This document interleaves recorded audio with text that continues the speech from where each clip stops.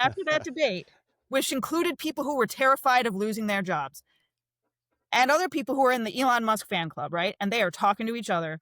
And someone said to me afterward, when that Elon Musk fanboy was giving his speech, I thought I'd hate him. But when he answered the questions that DC federal employees asked, he sounded like he did actually care. He knows what he wants the government to be like, but he doesn't hate me. That's not enough to save our country in itself, but it's what we need to take some steps in that direction. That's what our program does. America is divided because our powerful federal government pits red states against blue. We need to return power to the states and to the people by decentralizing. If that fails, we must be prepared for a peaceful national divorce or face a destructive civil war. Welcome to War, Divorce, or Federalism. America at a crossroads. A former CIA leadership analyst and Google Policy Fellow, Jessie Mannisto now leads Braver Angels' national debate program, recruiting Reds, Blues, and everyone in between to test ideas in a rules-based arena that prizes curiosity over contempt. Question we ask is, can a rules-based debate cool a country that feels one bad week away from chaos and political fracture? So, Jessie, welcome to WDF, War, Divorce, or Federalism. Thank you so much for having me. You bet. I'm happy to have you on. We've connected before. We connected at Freedom Fest. And I've been very much looking forward to having a discussion with you because sometimes I feel like I'm a pessimist. And I think that your approach involves optimism. And I'm hoping that at the end of our discussion tonight, I will feel more optimistic. So if you can please let our viewers know what it is you're doing. Tell us about Braver Angels.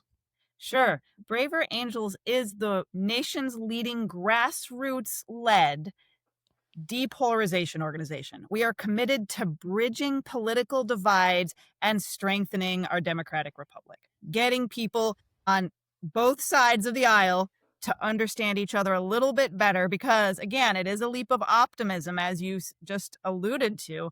We think that this is one of the best ways that we can think of to keep our country from falling apart. It began in 2016, December 2016, immediately following the first Trump election, when people were booting their relatives out of their circles of affection for having voted for the wrong person, right? And so the founders of Braver Angels, David Blankenhorn, David Lapp, and Bill Doherty, a red and a blue, as well as a licensed marriage and family therapist, came together to come up with these workshops where they got an equal number of Trump voters and Hillary voters into the room to just get them to talk to each other and understand where the other side was coming from.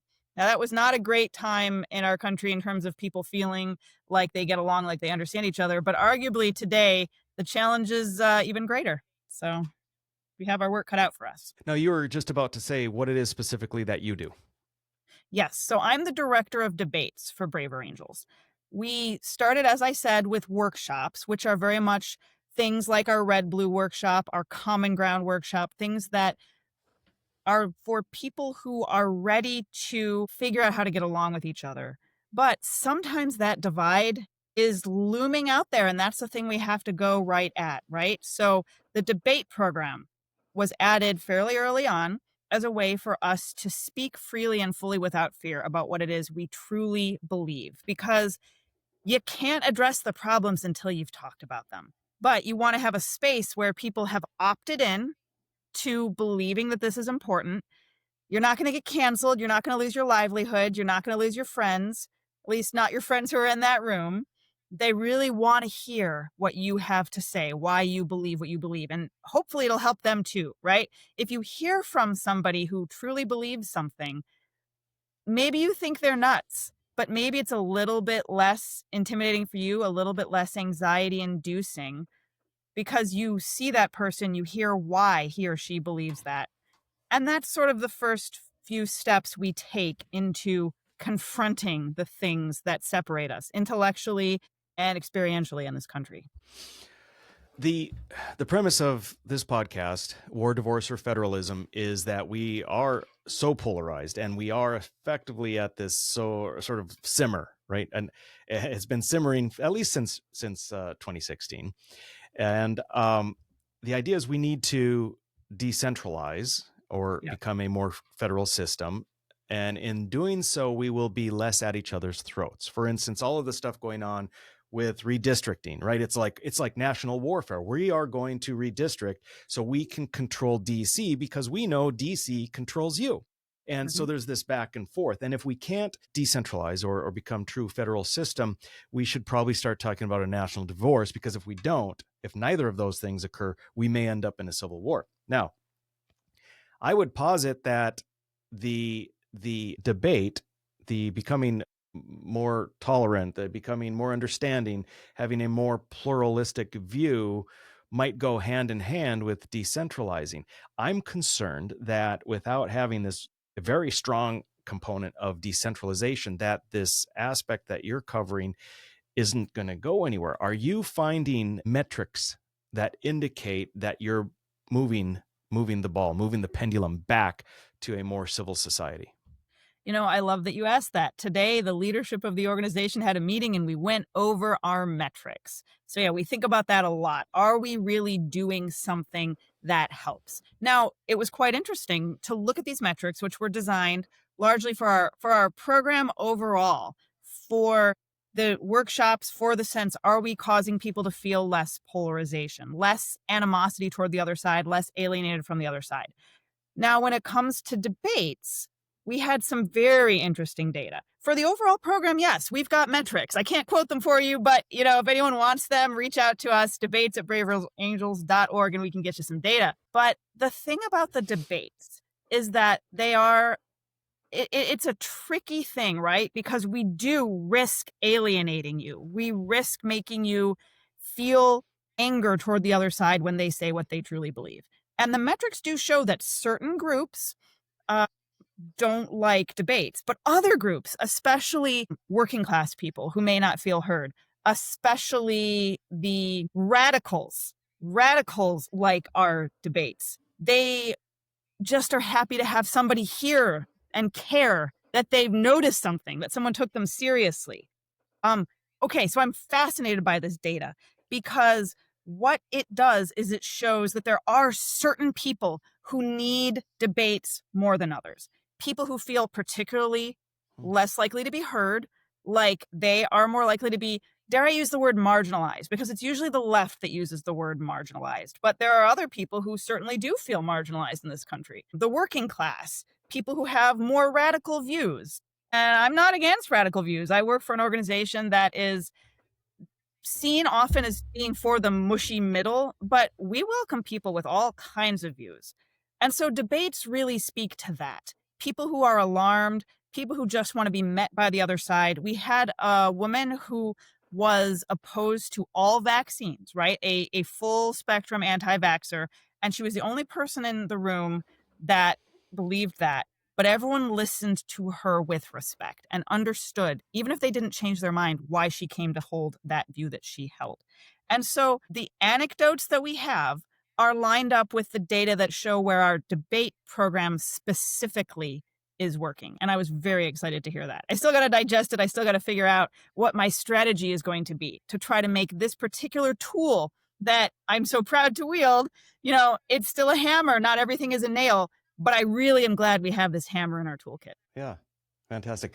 I have to relay to you I'm still skeptical, frankly, and about scaling what you're doing. We'll talk about that in a second. But I do want to also relay to you, at the same meeting where you and I first met, I went to the No Kings rally. This was in Palm Springs, California. So I went out there and I figured I'd see, a lot of craziness, and there was a lot of craziness. But what I was looking for were people that, based on their signs, if they weren't just specifically, cursing or vulgar or what have you, but there were so many interesting signs. I loved it. And so I would find signs that I thought I could relate to, and I went and talked to those people. And I tell you what, Jesse, I thought about you specifically in Braver Angels when I was talking with these folks, because I thought maybe there is a glimmer that something like this could work. Because when I was talking to the people, if you took out the word Republican and Trump, everything if you literally just took out those words, it could have been a mega rally.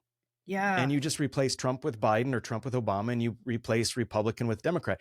It was the concern about the direction of the country, the concern about executive overreach, the concern about going outside the bounds of our Constitution. And it occurred to me, you know what? If you somehow could get 100 million people on this side and 100 million people on that side to truly talk, and not through politicians and not through 24-hour news, we would actually take the temperature way down. We'd be way less polarized, because at the King's rally, when I was hearing the grassroots people speak, they sounded very normal. They didn't sound like they would automatically hate someone on the right. But as soon as an elected official got up, that's when the Nazism and the racism and all of that other stuff was broken out. So I'm sorry, I don't mean to hog the mic from you, Jesse, but I wanted to relay that story.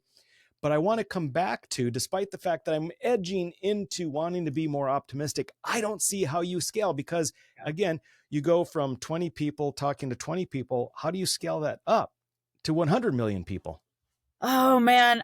I'm not going to lie. I don't have a good answer for you, but we think about it a lot. We are trying to do whatever we can to get that number up. That is a major concern for our organization. And there are people besides me who are thinking about that and making it their main focus, because we really want to grow. So it is true that what I run is a program that you really have to experience to get the full benefit of it. It's nice to hypothesize and theorize about what a debate does, but it is an experience, and we need trained chairs.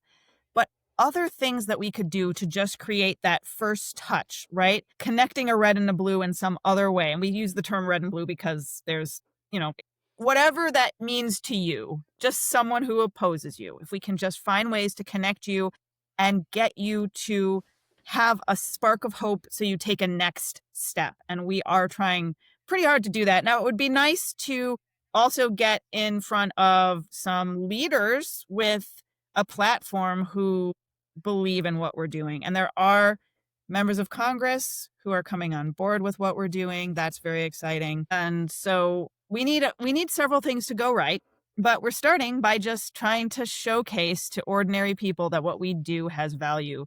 That's the stage of growth we're at. Whatever makes us go viral, something that's a light touch, something that's a simple ask. And we're brainstorming and testing out a lot of those right now. But your question is not ill-informed. It is the right question. Yeah. So you're at the how do you eat an elephant stage? Yes. Well, one bite at a time, of course. Mm-hmm. Okay. So your debates, as I understand them, I would love to attend them. Believe me. Oh my gosh, that would be so interesting. But you have, as I understand it, pretty strict rules. You've got a neutral chair that's moderating. Do you see, you just mentioned Congress, do you see that there would be a way to make what's happening in Congress more civil and more productive? Is there something that we could take from the Braver Angels debate system and apply to Congress? That's something we get in the feedback of our debates a lot of the time, saying, hey, why doesn't Congress run the way that you run a Braver Angels debate? Why don't they? Well, what are the incentives that would make them choose to do that or not to do that? People want fighters, and I really sympathize with that. People assume that because I work for Braver Angels, I'm going to be, let's all just get along, let's hide from conflict. Well, they assume that they shouldn't, because I run a debate program. I'm like, bring on the conflict, but let's make it healthy conflict. So as soon as a specific mass number or whatever it is of voters want that, we believe that that's what politicians, I don't mean Braver Angels, I mean, shouldn't we believe that that's what the politicians would offer? For some reason, they're not wanting that. They're not asking for that. Is it because we're so despairing that all we want is the bigger bully to be on our side? So I think that where Braver Angels is really doing a lot of good work right now, and again, we hope to scale. We'd love to get some advocates with a bigger platform who say, hey, this worked for me. Let's run it this way. This really does work. We have the anecdotes. We have the stories that should catch their attention and is beginning to. But you've got to have someone who you trust, someone who is in that pit fighting for you, but saying, hang on, if we do this, this is a way that I can fight better for you and for this country. So that's how I would look at that question. Mm-hmm. Let's have you put your CIA cap on. What you're seeing in the country now, I've talked before about there's I think the temperature is high and it seems to gradually be getting higher. However, that's tempered somewhat with this pendulum effect of whoever is in office. You know, when Trump first got in, the left was up in arms, and then Biden got in, and then the right was more up in arms and talking secession, and then now Trump's back in, the left is back. So are we just seeing the same temperature and it's just depending on who's the maddest? Or are you seeing, is there anything in your mind that you're watching that's indicating that this is really starting to continue to increase and get to a bad point, that some organizations like Braver Angels really need to get in there? Are you seeing any hardening? Well, you don't have to, I don't have anything special to add from my intelligence background to say I'm seeing the same data you are, and I am seeing things that concern me. But the thing I can offer from that background is answering such a large question like that takes a lot of people from a lot of different perspectives. Where I sit, where I'm focused on, this is what I'm seeing, and this alarms me from this perspective. From that other seat of studying this other element of society, I'm seeing this, and this is triggering a red flag, right? The same thing that's available in academic literature. We know that these things cause civil strife, that these cause the breakdown of institutions. So you become familiar with that.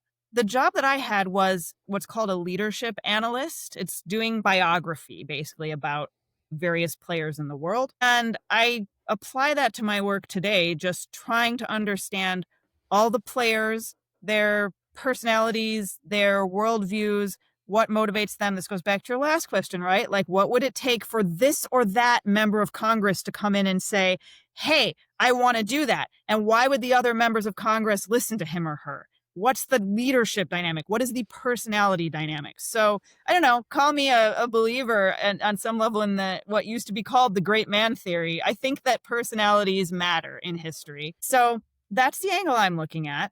And right now, who could step up? I'm not calling on one person to save us. I'm not saying that.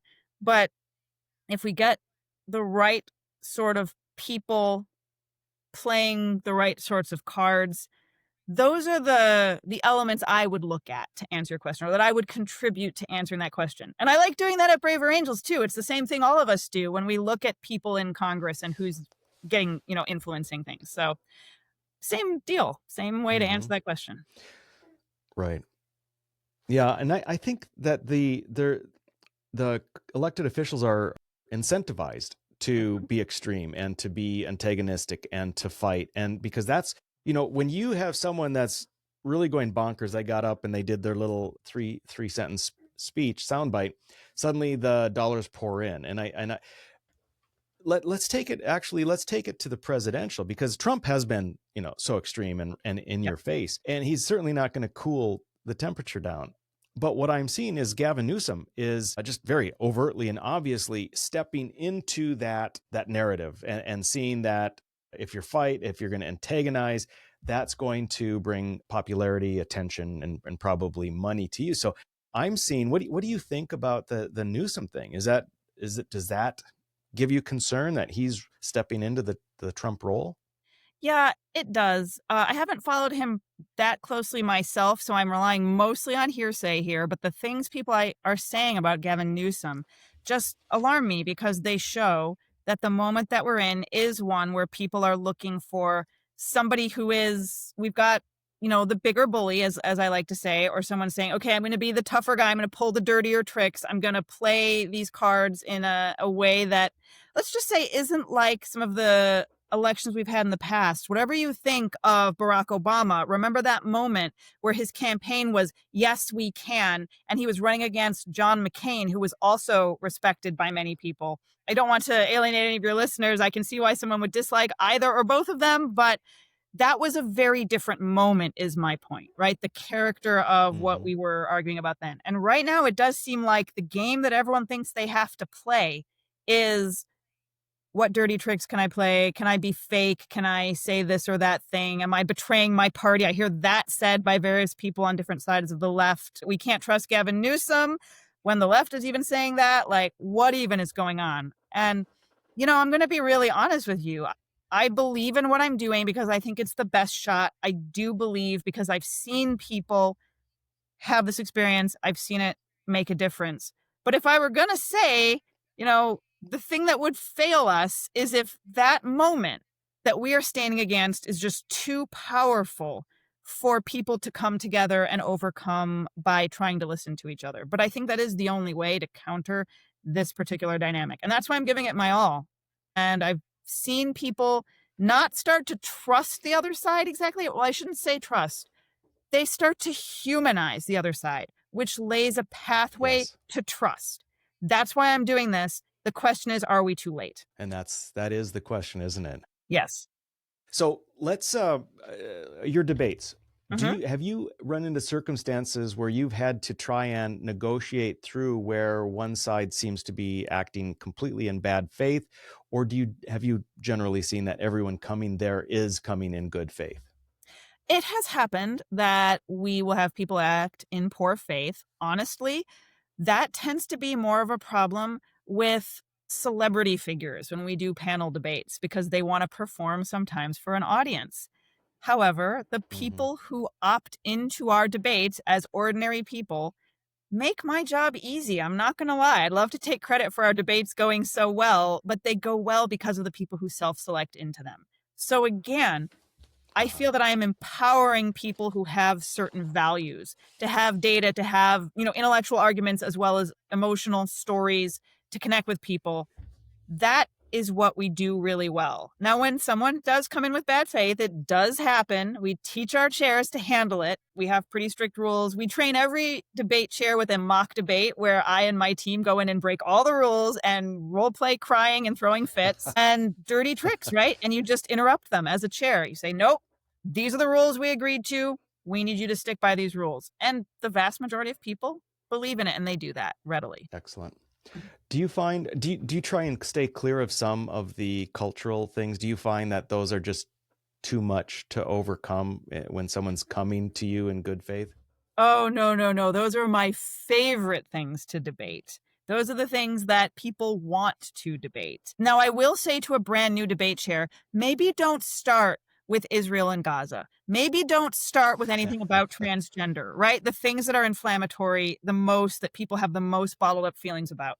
But we do all of that, my friend. We are ready to do those topics because the way our format works, you're always addressing the chair. You're never attacking others. We don't have rebuttals. We just have back and forth, affirmative and negative. So if you disagree with someone, you don't take them down brutally. You can ask them questions. That's built into our format.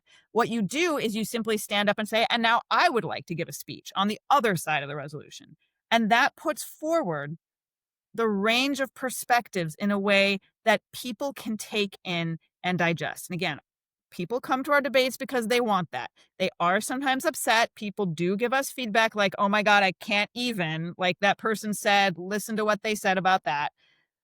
Misinformation. Like, I don't rule on whether information is factual or not. That is not my job as a debate chair. It is the other participants who get to do that. That really unnerves some of our participants, right? Like, you're letting that fly? What?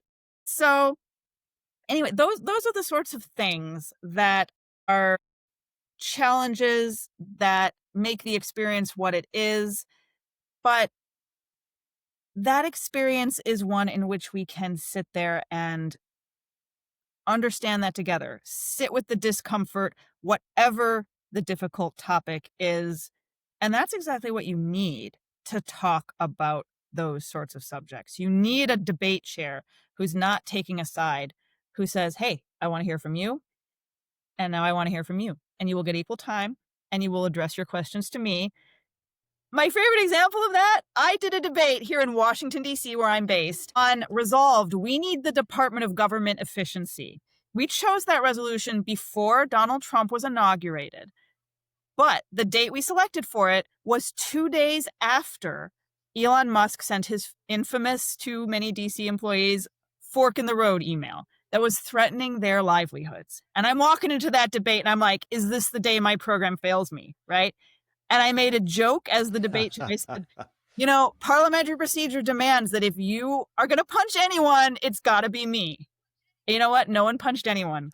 And after that debate, which included people who were terrified of losing their jobs and other people who are in the Elon Musk fan club, right? And they are talking to each other. And someone said to me afterward, when that Elon Musk fanboy was giving his speech, I thought I'd hate him. But when he answered the questions that DC federal employees asked, he sounded like he did actually care.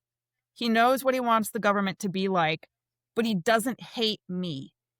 That's not enough to save our country in itself, but it's what we need to take some steps in that direction. That's what our program does. That's excellent. I would think that'd be really hard to not fact check. That's got to be difficult. I mean, fact checking is difficult too. What's the average age that you're getting?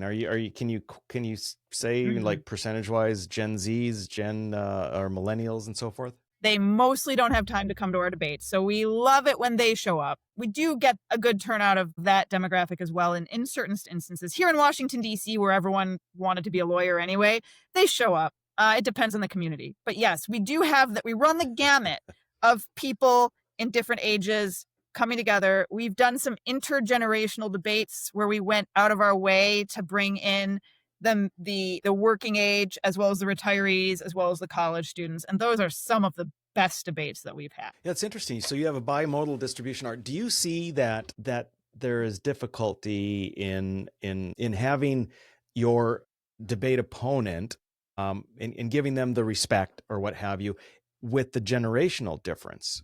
Is that a problem? Oh, that's a really interesting question. And no one's really asked that before. So I'm thinking about it. I mean, the answer is no, because it hasn't come up. Okay. But why, right? Like, what makes people respect each other? And I'm just guessing here. In social media, you hear that like the Gen Zers are extraordinarily dismissive of an older generation, maybe the older millennials or the post boomers, and vice versa. But you're not seeing that. That's interesting. We're not. Now, again, maybe we have people select into this. Young people who come here actually want to talk to whoever it is. But what usually happens when you are face to face with somebody is you see the humanity in that person and you listen to them. And so the elders will be delighted to hear from a young person, oh my gosh, that young person has such interesting ideas. Wow, they see the world so differently. And the young people drawn to our program realize that as much as the world is changing, there was a lot of good stuff that was lost.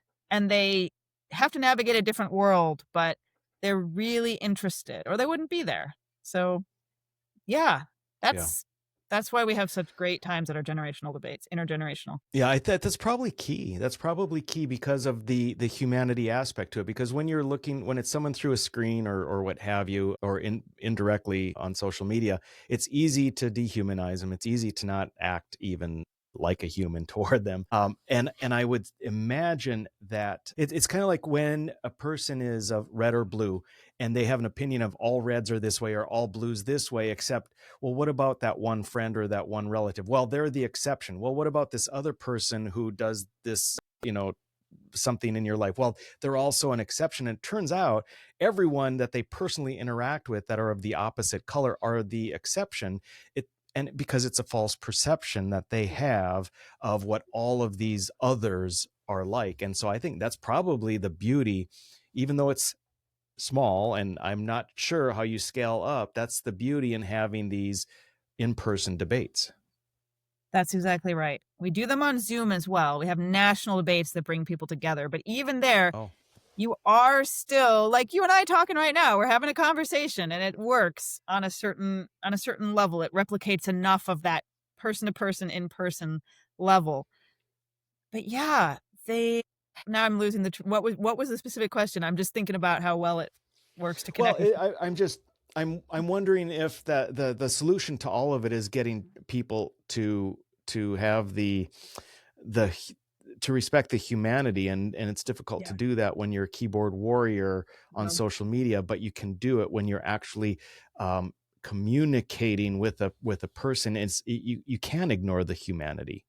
That's exactly right. And that is the key to it. And that is why when we talk about scaling, that's essential for us to do. We have to figure out a way to scale that. So, you know what's incredibly important to our program? After a debate, we have to have a social We have to have, here's what you do with people next. Here's how you belong to a community that shares these values. What next? How do I do something that continues the humanizing element between me and you as members of this larger community? That is where I think we should be putting our Mm-hmm. energies, developing almost like a model. We have local alliances. So anyone who's listening to this who's interested, you could look up your local Braver Angels Alliance. That's something kind of like a Boy Scout troop. There's the Boy Scouts of America, and then there's the local troop structure. And we tell you, okay, you want to start a troop, you want to start an alliance, here's how you earn your merit badges. If you want to become an Eagle Scout, this is the path you follow. If you just want to go through Cub Scouts, that's all you got to do, right? But something like that has enough of a reach that we get those principles of humanizing and seeing the other out there, so that when they're needed, someone in the room can at least remind people of them. That's what I hope Mm-hmm. we can do. Because you're right, that's what makes it work. Right. If you can, like Charlie Kirk owning the college libs, right? Yeah. That's viral and people connect to it. If you could, if you can do that, if you could show people that seem to be diametrically opposed, and then suddenly they're like, you know what, you're not so bad. Yeah, you're not so bad either. Yeah. Difficult to do though in sound bites. Completely. But yeah, I think you're probably right. That's probably what it's going to take, is somehow getting those moments across in a because you're never going to get 100 million people debating 100 million people, but if you can get viral moments of seeing the humanity, I think you're probably right. That's the way to do it. Tone of voice, contact, that sort of thing. The things that signify, hey, I don't hate you. How do you scale that? It seems completely out of the blue, but it made me think. Recently, earlier this month, OpenAI released a new version of ChatGPT, and the personality changed, and they had to bring back GPT 4.0. Forget their big launch, their big launch of GPT-5. Everyone's like, bring back 4.0, or enough people are, because it was nice, because it signified like attunement with the user. And these tech bros are like, what's wrong with all of these people? But I looked at that and I'm like, that's what our debate program does. Our debate program is ChatGPT 4.0, and people want that. They'll talk to a computer to get that.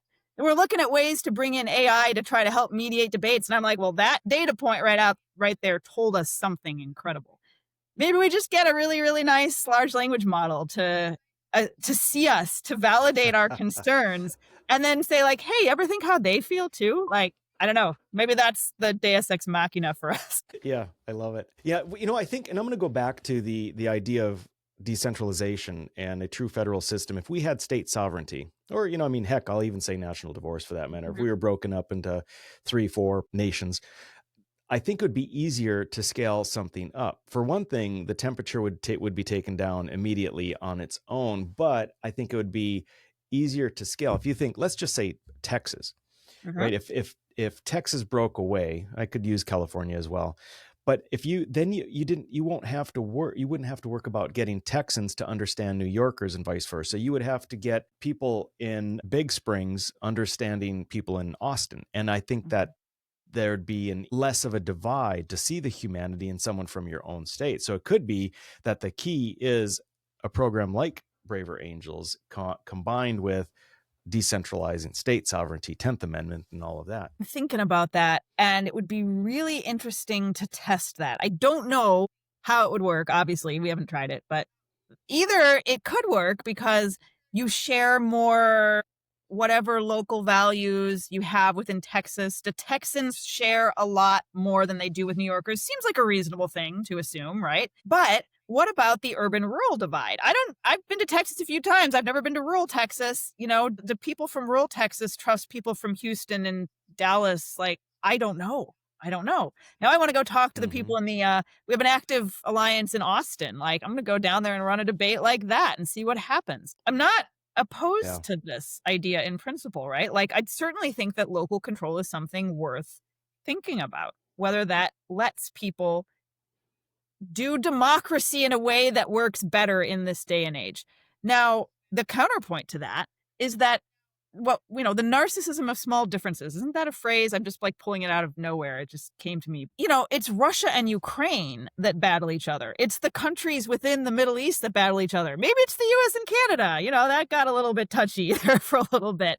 It's Michigan and Ohio. It's these states that are right next to each other, Virginia and Maryland. Like you hate the state right next to you. So where is the right place to draw that line?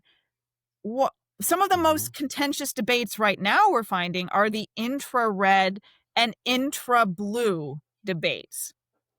Because it's one thing to disagree with your, to talk to the person on the other side of the aisle from you and then be pleasantly surprised when you find some common ground. But the people in your own side who disagree with you, you see as a traitor. So those debates are sometimes harder to have. And so when you talk about internal state politics, I honestly have no idea. That's a question I would ask. Is it easier because we share more just as the starting point, and then we can have some way to discuss the things that are difficult? Or do we hate our neighbor even more than we hate the person across the country? Right. That's interesting. Jesse, so I've got a question for you. A while back, I interviewed a gentleman in charge of Collexit, and he's a scrapper. He likes to fight, and he has no hope for reconciliation. He just, he believes very much that there is no reconciliation, that California needs to break away, that the rest of America disrespects California, doesn't understand them, and, is different. Yeah. And I brought you up, and I said, there's this other angle of let's work on the polarization and take the temperature down. And he had a little bit of contempt for that idea, and he wanted to debate you, and he was confident that he would smash you down. What do you say to someone like Marcus, who's acting in their mind with what's best for their state and sees no hope whatsoever, doesn't want to take the temperature down, if anything, maybe wants to increase it? What do you say to someone with that viewpoint? I appreciate that question a lot. And I'm going to be revealing something that I'm trying to think of how to say carefully, because I absolutely believe that there is hope. That's why I do what I do. I do think we can find common ground. However, I respect that some people don't feel that way, and that from where they stand, the view that I've heard called accelerationism is what makes the most sense.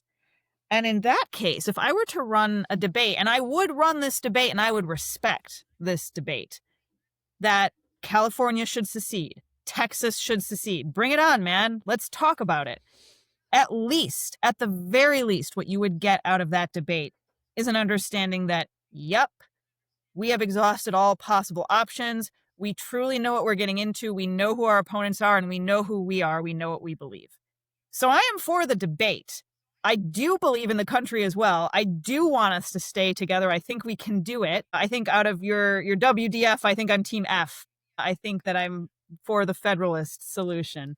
But I respect those who choose something else, because you have to be honest. You have to be able to say, these are my lines. I respect people who say what their lines are, and I would not try to pressure anyone into false compromise. At the very least, let's disagree accurately.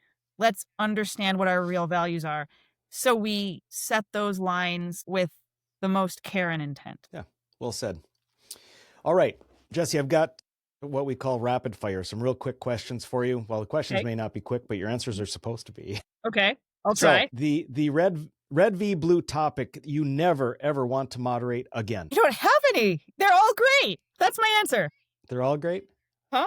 Okay, I'll change it then. The red v blue topic that you find the most difficult to moderate. Anything that has to do with questions of trust. Because then we just get into, that's misinformation, right? That's the hardest thing I face. Interesting. Okay.